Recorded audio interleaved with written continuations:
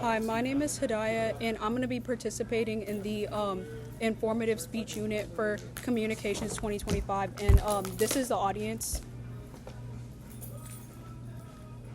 My name's Jonathan. And my name's Braden. Hey, I'm Bernarja. My name Q1. My name is Christian. So, Okay, I'm going to start on this speech.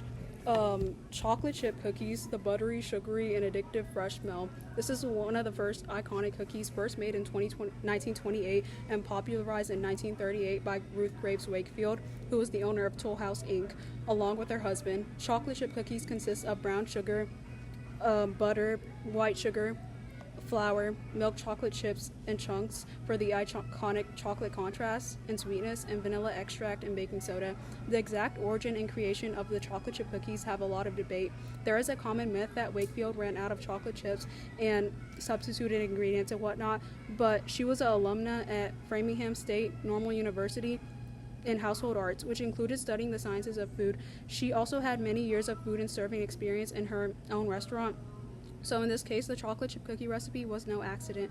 Before her creation of chocolate chip cookies, the chocolate was melted and incorporated into the mixture. She broke up Nestle chocolate bars, incorporated them into brown sugar cookie mixture, and made sure there were chocolate chunks in the cookie, effectively changing the texture of the cookie. There it was, Toll House Crunch cookies. Chocolate chip cookies sold at her restaurant became very popular, and they eventually did not want to go through the labor-intensive picking of all the chocolate chunks. She contacted Nestle asking if smaller pieces of chocolate could be sold. Nestle responded by putting Nestle Toll House morsels on the market for sale.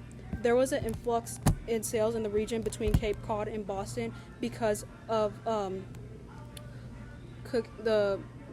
the cookie recipe and customers wanting to make it at home.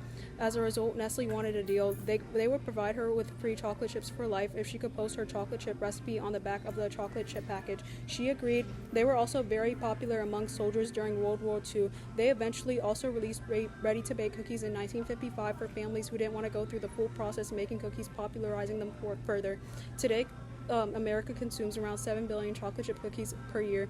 They also represent half of all the cookies made at home in the U.S. The popularization of chocolate chip cookies was one based on convenience, culinary creation, and American value of comfort during the Great Depression and hard times.